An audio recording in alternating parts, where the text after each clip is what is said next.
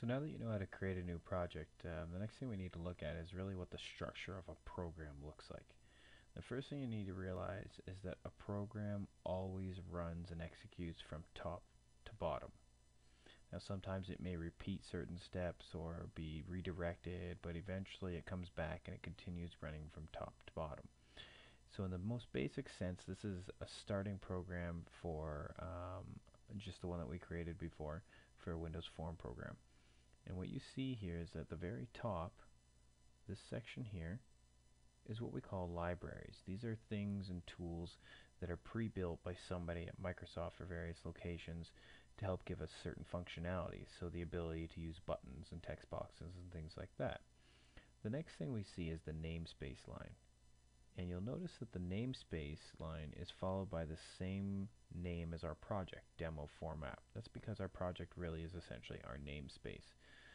And below that, we see a set of opening and closing brackets. Right? These are curly brackets, as you can see, also called braces or parentheses.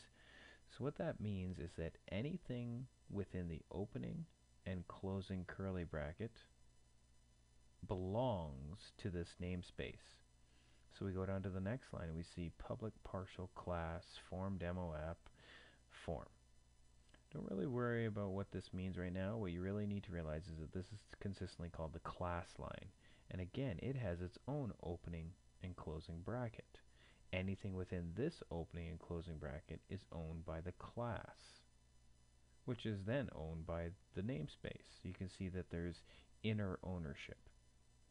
And then finally, we go into the next chunk. And these chunks right here, so right here and right here, will predominantly be where you write all of your code in your Visual C# programs. We won't typically be writing anything inside of here, so we're just going to ignore this for now. All you really need to realize is that this is what sets up the window to be drawn on the screen. So we're going to be predominantly working right here and right here. So this is a Windows Form program. Let's take a quick look at what, we'll just quickly save all. Let's take a quick look at what a console program will be like, if it will be any different. So if we go over and we open up the console project that we built earlier, you'll notice that it has pretty much the exact same layout. It's got a whole bunch of libraries, pre-built code for us. It's got a namespace line with the same name as the project. It's got a class line, nothing fancy here, no public partial class or anything like that, just says class program.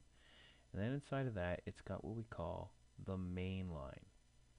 The main line is really where the meat and potatoes of your entire program is. So we will be writing almost all of our code right here.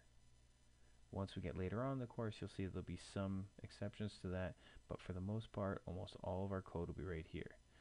Some of our code will go in here, in between, but the bulk of it will go right inside in between the opening and closing braces of the main code. So that is the program structure of a C# program.